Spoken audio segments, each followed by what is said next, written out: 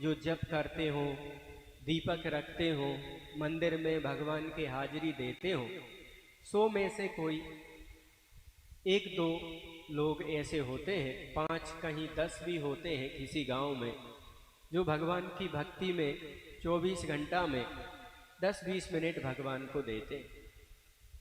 जो भगवान की भक्ति करते हैं, पूजा पाठ, जल तिलक, धूप दीप अगरबत्ती आरती करते हैं, वे लोग वास्तव में बड़े धन्यवाद के पात्र हैं कि वे कुछ तो कर रहे हैं परमात्मा के लिए।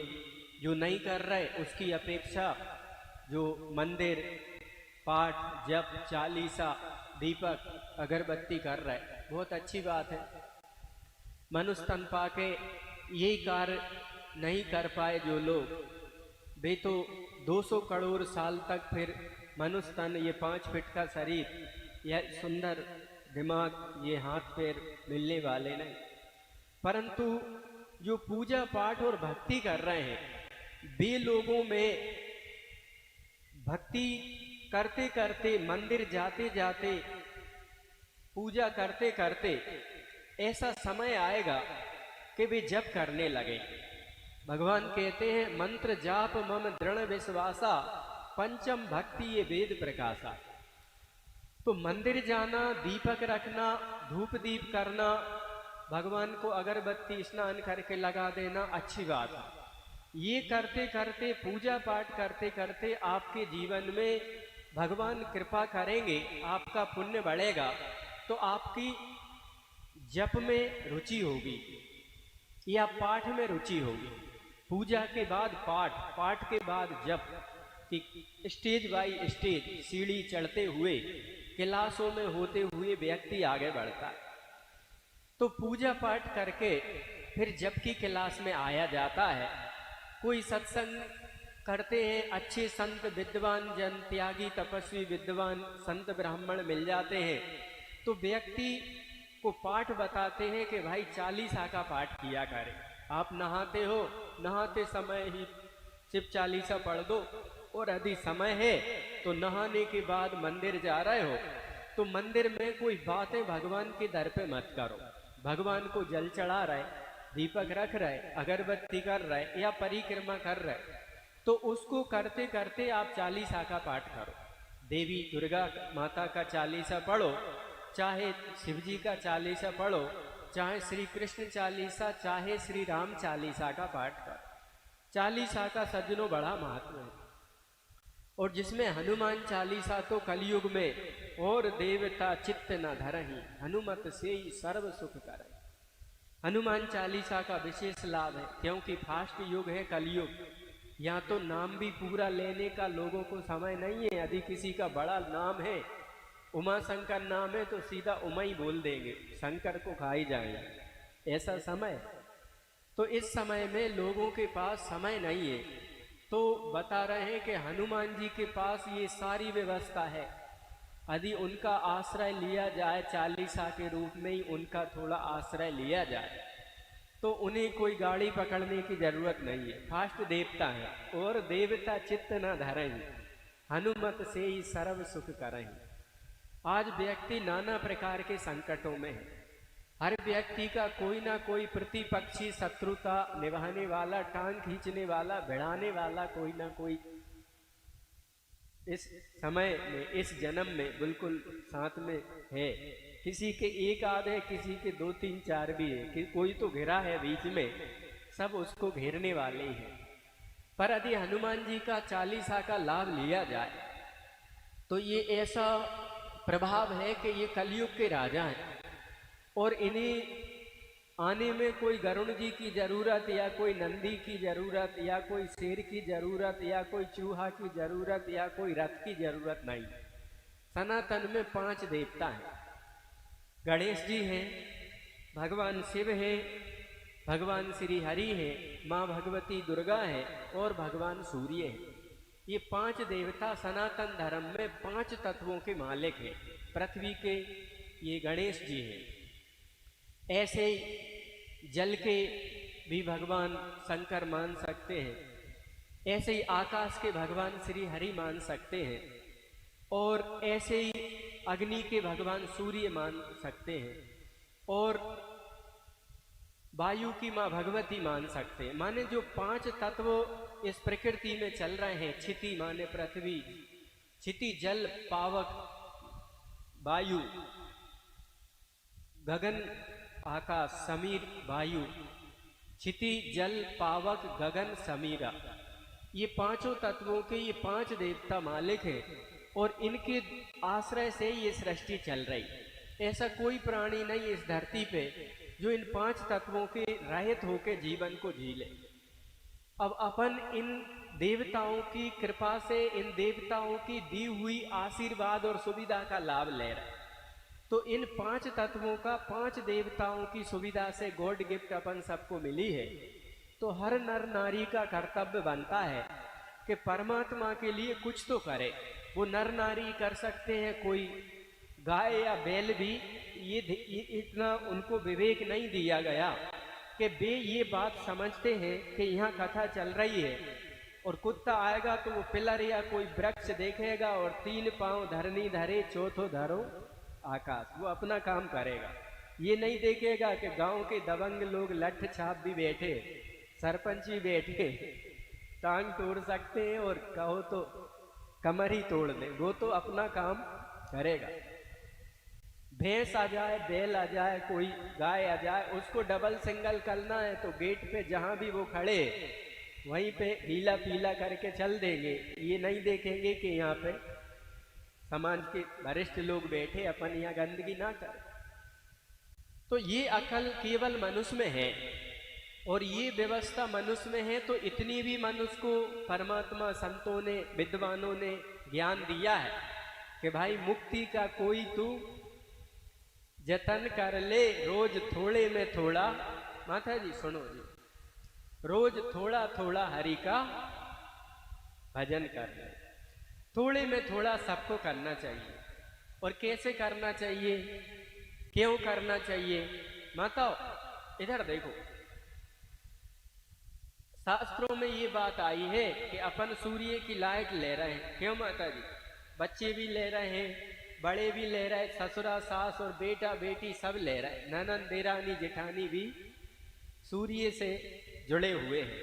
यदि 15 दिन भी सूर्य न आए धरती पे, कृपा न बरसाए, तो वैज्ञानिकों के बस की बात नहीं कि दूसरा सूर्य आर्टिफिशियल बना के कसिया कुंडा में भेज दे कि ले भाई सूर्य आ गया, फसल डाउन नहीं होगी और आपका जीवन में दिक्कत नहीं होगी। तो सूर्य की लाइट अपन सब ले रहे, बताओ ले रहे कि नहीं? पर सूर्य देव ने अपन ने कभी बिल मांगा अपन से कि फलानी पटेलन महीना के 1000 देव, फलाने पटेल इतना तो बनेगा, इतनी जमीन है, इतने चोरा चोरी है, भरो सबका। परंतु नहीं, सूर्य देव ने कभी हमसे बिल नहीं मांगा। धरती माता कितना कुछ दे रही है, ऐसा कोई दूसरा मिसाल आपने नहीं देखा होगा। पवित्र अन्न धरती माँ से कई प्रकार की फसल उगा रहे हैं लोग। यहाँ तो पेपरमेंट के पौधा हमने पहली बार देखे, पेपरमेंट भी उगा रहे और भी कितनी चीजें खेती से लगा रहे हैं। धरती माता को बदले में क्या दे रहा है? उसने तो हरा भरा दिया है। उसने विभिन्न प्रकार के, एक क्यारी में बीज बो दो, पर मिर्ची का टेस्ट अलग होगा, गन्ने का टेस्ट अलग होगा, अदरक का अलग होगा, हल्दी नींबू का अलग होगा। वाह, उस प्यारे की क्या सेवा है अपन सबके लिए। उस धरती माँ से अच्छी फसल लेकर, अच्छे फल, अच्छी सब्जियां लेकर अपन ने उसे क्या दिया? यूरिया दिया, DAP दिया। पहले की धरती की बहुत अच्छी क्वालिटी थी, बहुत उपज भी थी, सोयाबीन भी बहुत होता था, पर ये सारे केमिकल, पेस्टिसाइड, यूरिया, DAP डाल के अपन ने धरती के साथ अन्याय ही किया। उससे पवित्र जल मिला, धरती माँ से बहुत ठंडा शीतल अच्छा जल मिला, तृप्तिकारक मिला, पर अपन ने उस जल की क्या दुर्दशा कर दी। दीपावली के 2-5 दिन पहले ऐसी मिठाइयाँ सजती हैं कि मिठाइयाँ दुकान के बाहर आके प्रकाश में हाईलाइट होती है कि देखो क्या बर्क चढ़े, क्या रंग बिरंगी मिठाइयाँ हैं। प्रकृति ने कितनी चीजें दी, कितने प्रकार की मिठाइयाँ, रस मिष्ठान पकवान बने, पर अपन ने प्रकृति की दी हुई उन मिष्ठान पकवानों का कितना बुरा हाल किया। आज अपन ने दीपावली पे मिठाई खाई, कल वो मिठाइयों को बदबू देने की जैसा इस शरीर के संगत से कर दिया। धरती ने कितना दिया और हमने धरती को कुछ नहीं दिया। ऐसे ही अपन सबको परमात्मा की कृपा से इतना सुंदर आकाश मिल रहा है, जिसमें कई प्रकार के नक्षत्र, कई प्रकार के ग्रह, कई प्रकार के जुगनू, कई प्रकार के तारे और सूर्य चंद्रमा अपनी कई पीढ़ियों से सेवा दे रहा है। अपनी कई पीढ़ी चली गई, दादा चले गए सूर्य चंद्र की प्रकाश किरण लेके खेती करके, अब नया बेटे वो भी उन्हीं का बेचार इनका कर्जदार है। सूर्य की लाइट ले रहे, चंद्र की लाइट ले रहे, नक्षत्र तारे गण ग्रह वार तिथि से लाभ ले रहे, पर उस आकाश ने कभी हमसे ये नहीं कहा कि भैया इतनी चांदनी टेंट की 1 लाख रुपए किराया होता, एक सवा लाख के करीब, पर हम तुम्हें जीवन भर छत्र छाया करें और इतनी जुगनू और इतनी प्रकाश दिए, आकाश का बिल भरो, एक आध बोरा फेंको हमारी ओर, या 1 आध लाख की गिड्डी फेंको हमारी ओर। आकाश ने कभी अपन से नहीं मांगा। ऐसे ही अग्नि ने रात में अपन ने प्रकाश कर लिया। ये अग्नि देवी है जो इतनी सुंदरता इस पंडाल में बिखेरे हुए हैं। वो अग्नि देवी है जिनके द्वारा हम भोजन करके यहाँ बैठे हैं और उनके सहयोग से हम प्रसादी पा रहे हैं, भोजन जीम रहे हैं। चाय दूध आदि जो भी मिल रहा है, अग्नि देव की कृपा बिना ये संभव नहीं। रात में इस प्रकार निकल के चल पाना संभव नहीं। सज्जनों, हम पेड़ों को काट काट के गड़गिल्ला बनाते हैं, वो 3 पैरों का बच्चे उससे पैदल चलना सीखते हैं, पल्ला जिस पे अपन झूलते हैं, और फिर अपना तखत वो भी सब लकड़ी का, और फिर अपनी जो अंतिम यात्रा होती है वो भी लकड़ी से होती है। धरती माता वृक्षों का कितना बड़ा उपकार है। वृक्ष क्या करते हैं कि जो भी हमारे इंजन मोटर और जो मनुष्य श्वास गर्म छोड़ता है, और ये मोटरसाइकिल है, गाड़ी है जो धुआं छोड़ रही है कार्बन डाई, इन सबको ये वृक्ष फिल्टर करते हैं और वो गंदी हवा को ये संशोधित करके अपने स्पर्श से और ताजी शीतल ऑक्सीजन, शुद्ध ऑक्सीजन देते। तो माताओं बहनों सज्जनों, 5 तत्वों का हम सभी के जीवन में बहुत बड़ा महत्व है।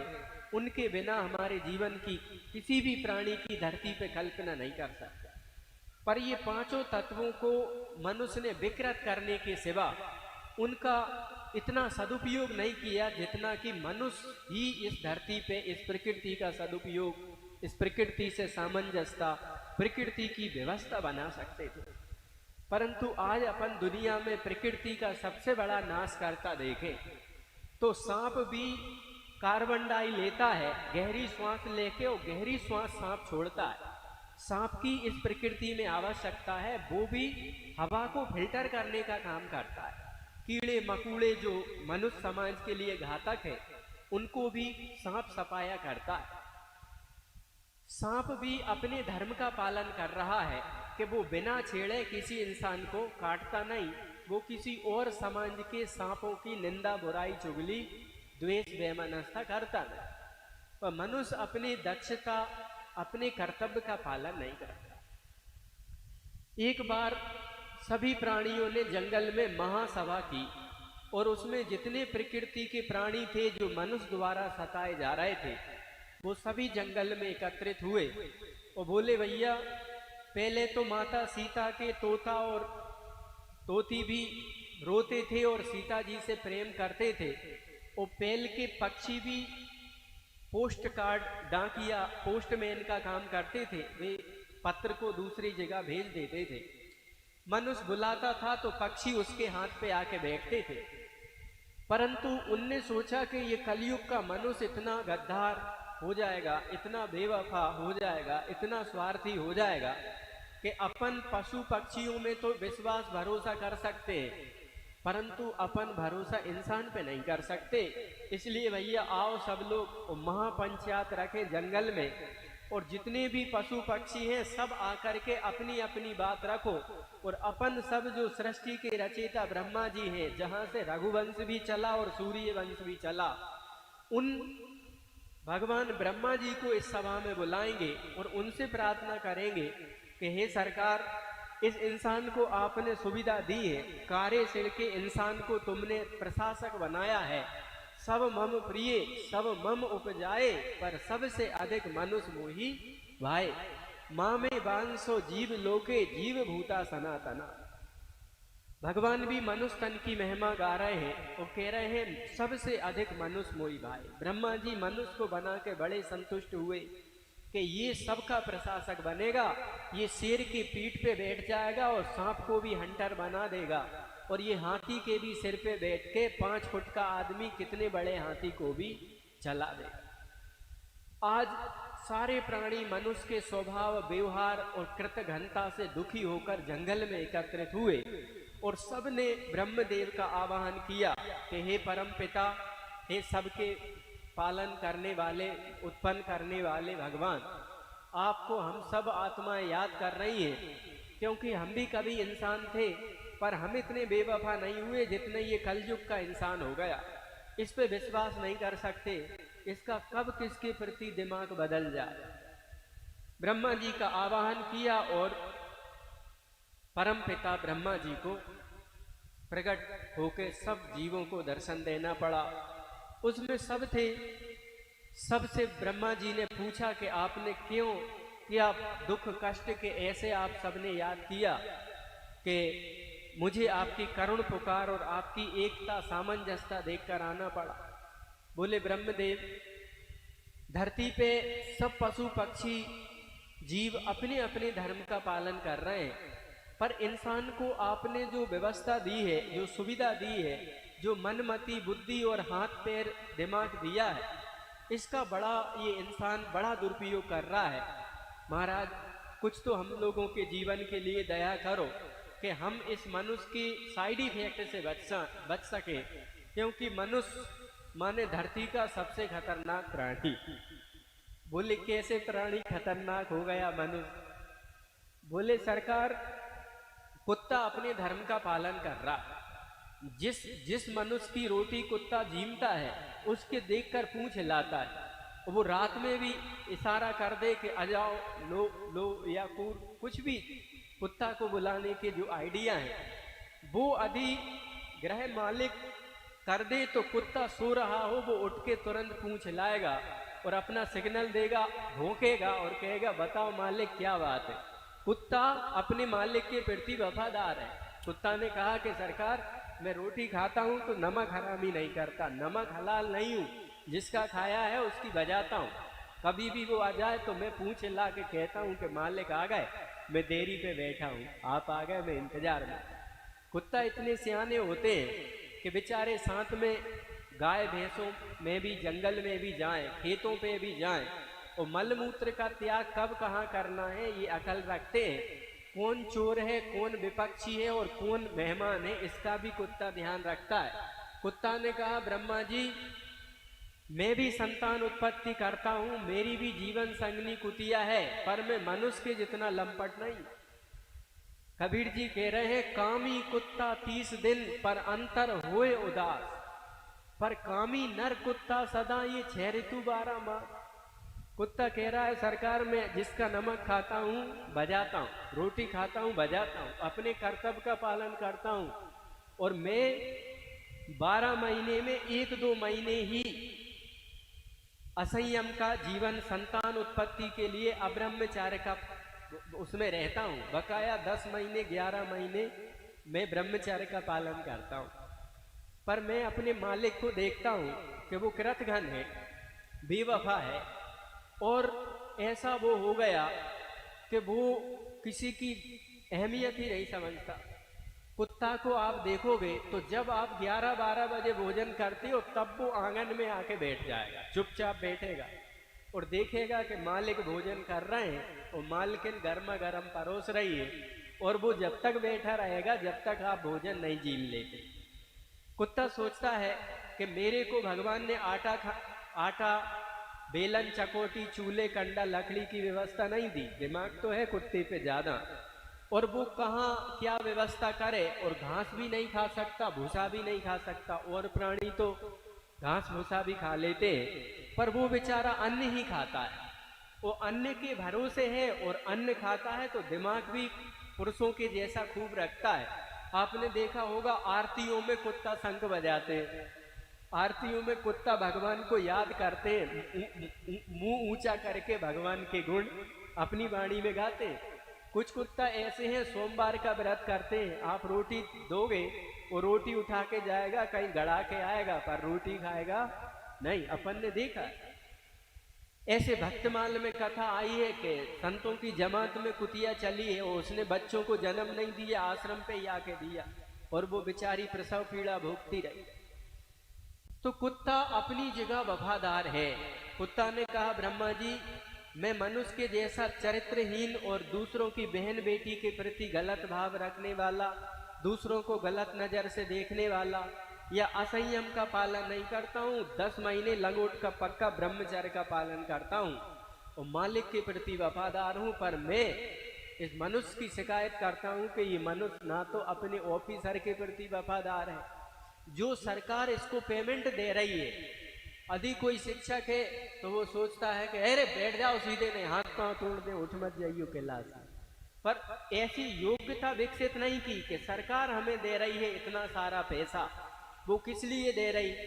ये सरकार नहीं दे रही, ये जो बच्चे बैठे हैं बेचारे कल्लू भैया चड्डी में ही आ गए, बनियान में आ गए, बस्ता टांग के, बत्ती भूले आए, पेन भूले आए, आ गए। तो मेरा जो अन्नदाता है वो वास्तव में ये काले, ये गरीब, ये गंवार, ये गांव के बेचारे छोटी छोटी घरों से, बस्तियों से निकल के ये बच्चे बच्चियां जो प्राथमिक शाला में आके बैठ रहे, इस मास्टर टीचर के अन्नदाता ये बच्चे बच्चियां हैं। इनके कारण इसके पर्स में आज पैसे हैं, इनके कारण ये भोजन कर करके थोंद को सीने से ऊपर निकाल चुके।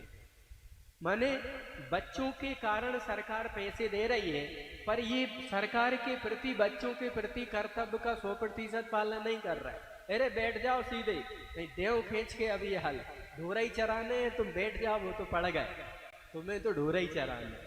है जा रे गुटखा लेके आइए, है जा पानी भर के ला, है अखबार देखिए रे, जा बाजार जा, माँ काम करके ला। ये इंसान अपने मालिक के प्रति वफादार नहीं, जबकि कुत्ता अपने उसके प्रति वफादार। और लोगों ने कहा कि सरकार हम अपने कर्तव्य का पालन करते हैं, पर मनुष्य अपने कर्तव्य का पालन नहीं करते।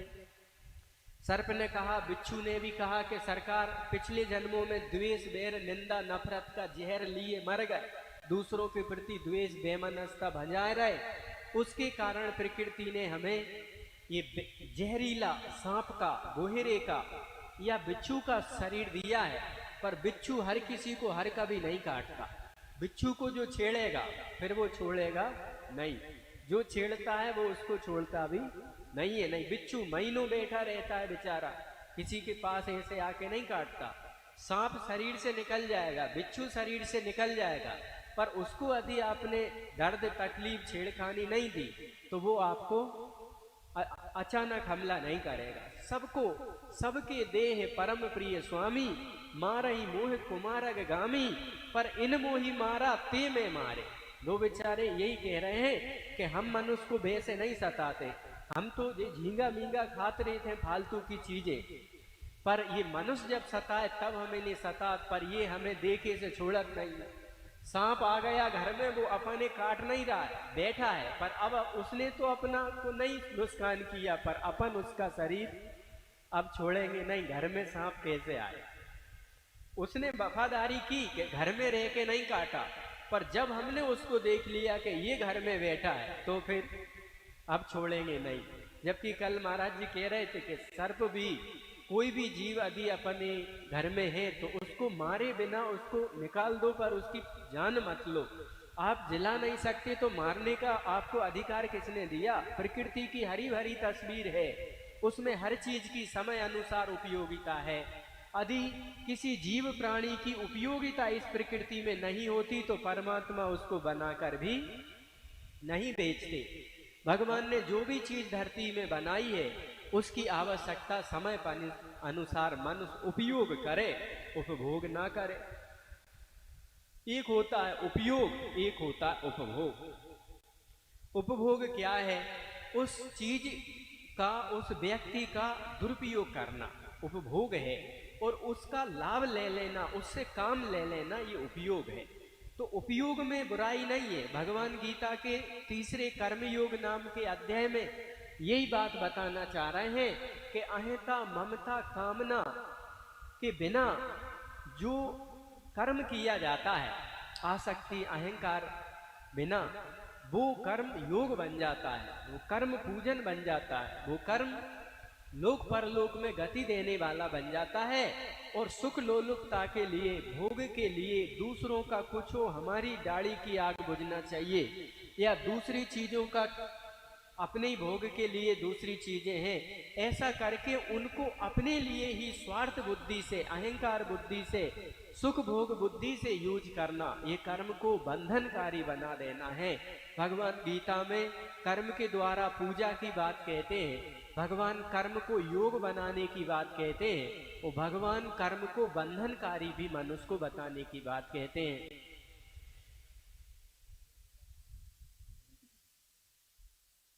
तो सज्जनों, ब्रह्मा जी को जीवों ने शिकायत की। हाथी बोला कि महाराज 5 फीट का इंसान, आपने उसको इतनी बुद्धि दी है कि मुझे वो सिर पे बैठ के, मेरे सिर पे बैठ के मेरे से काम लेता है, और मैं उसके सामने नतमस्तक हो जाता हूँ, नहीं तो वो मेरी भी व्यवस्था बिगाड़ दे।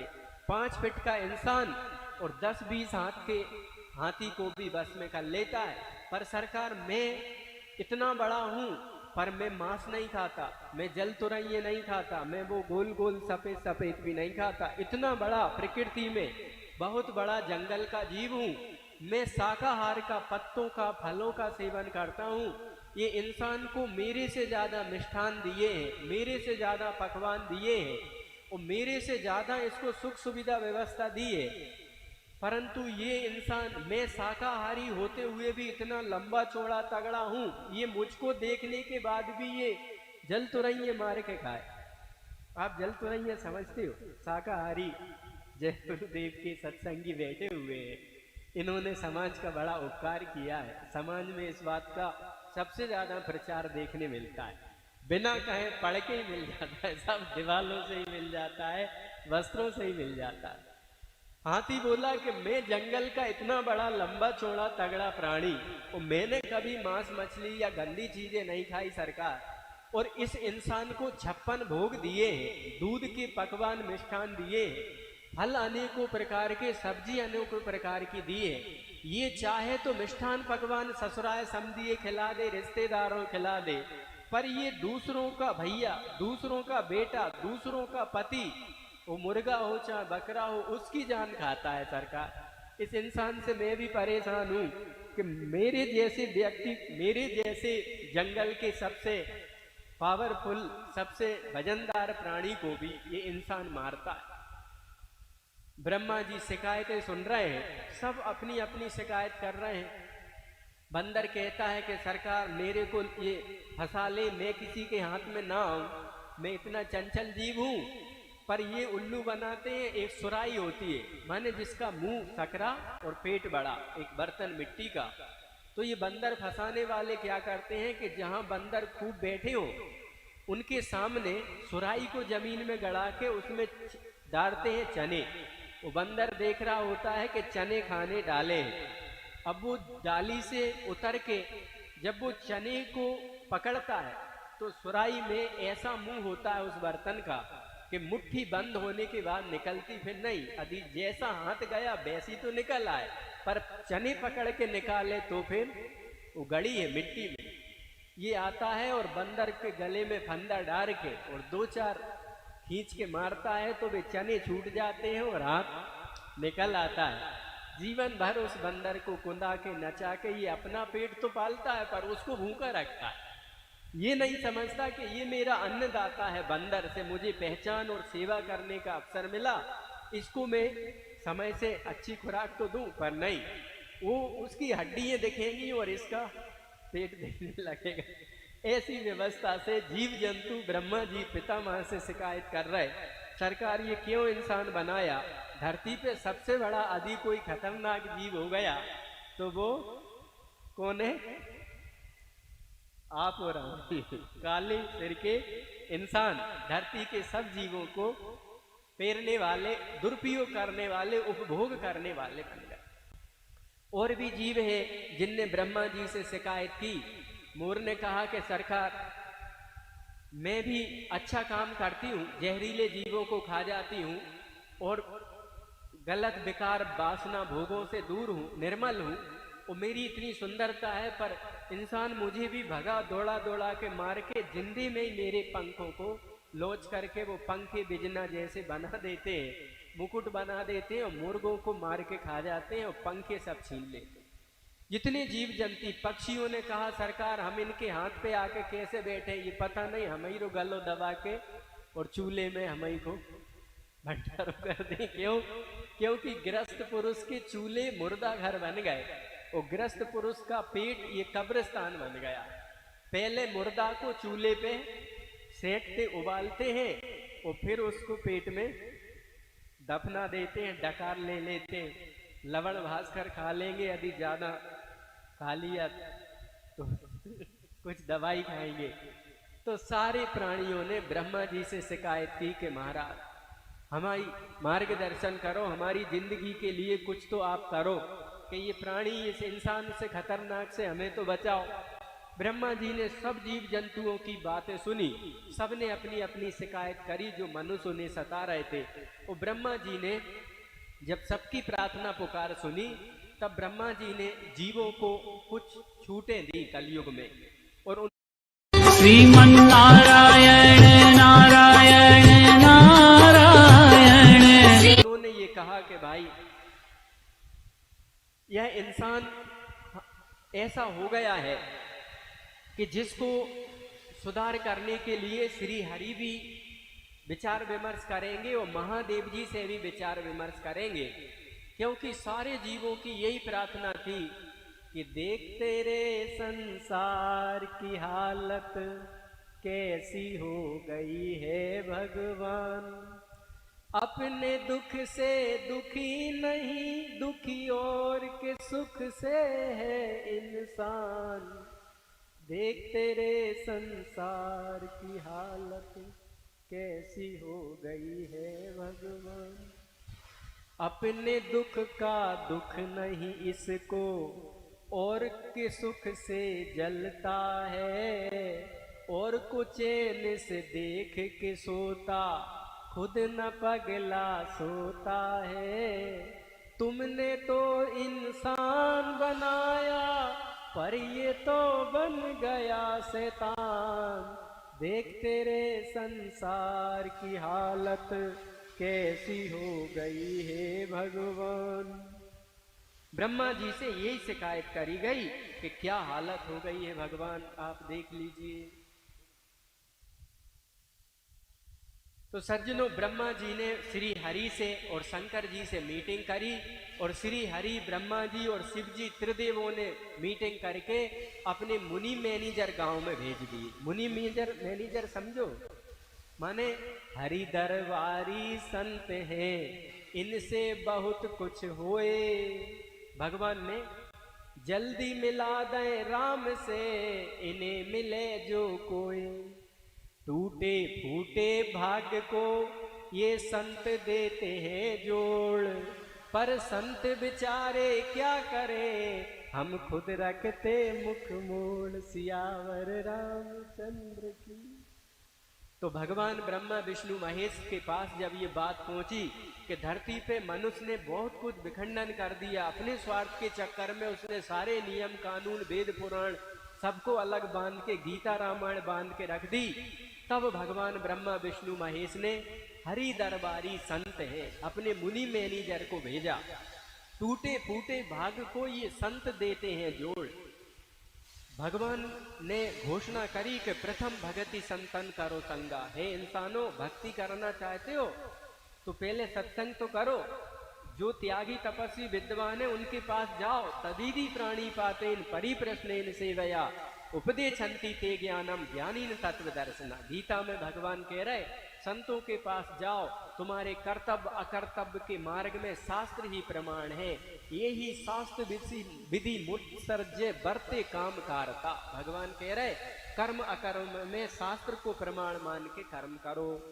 तो सज्जनों, भगवान ने साधु संत विद्वानों को समाज में भेजा और भगवान ज्ञान रूप में संतों के दिल में प्रकट होते हैं, कथा के रूप में प्रकट होते हैं और वे साधु संत कथाओं के माध्यम से नर नारियों को शिक्षा देते हैं और शिक्षा देकर के संत महात्मा हर दशक में हर शतक में भगवान कोई ना कोई संत को समाज में भेजते हैं और वे संत आकर के गांव-गांव में जाकर के नर नारियों से कहते हैं कि गोविंद बोलो रे, गोविंद बोलो रे, गोविंद बोलो रे, गोविंद बोलो रे, गोविंद बोलो, गोविंद बोलो रे, गोविंद बोलो रे,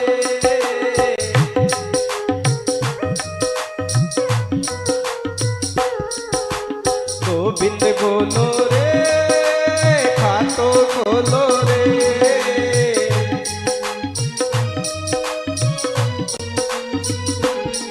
तुम खातो खोलो भजन को गोपाल बोलो रे,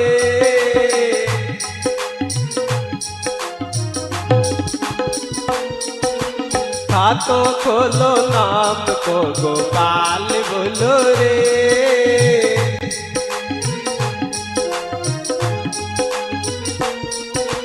गोविंद बोलो रे, कंजूसी छोड़ो रे, गोविंद बोलो रे, कंजूसी छोड़ो रे, कंजूसी छोड़ो प्रेम से गोपाल बोलो रे, कंजूसी छोड़ो प्रेम से गोपाल बोलो रे, गोविंद बोलो प्रेम से गोपाल बोलो रे, गोविंद बोलो प्रेम से गोपाल बोलो रे,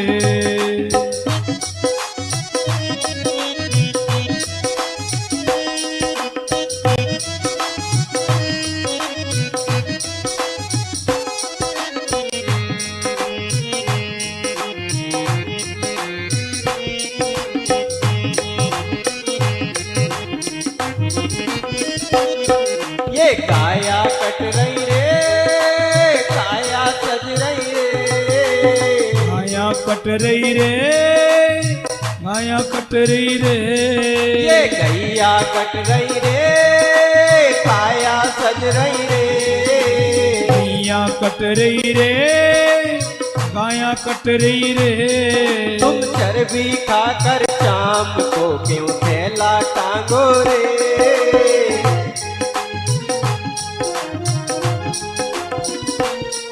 तुम चर्बी खाकर चाम को क्यों जूता पहनो रे,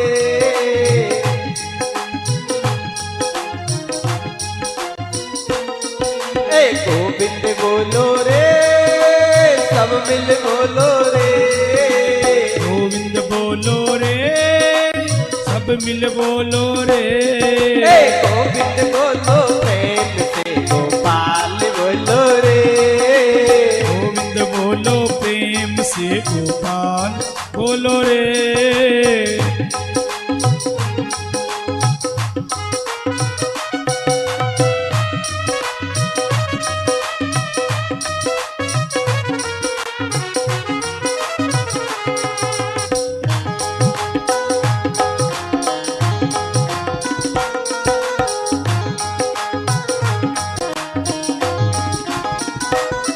ये अवसर जावे रे, ये फिर नहीं आवे रे,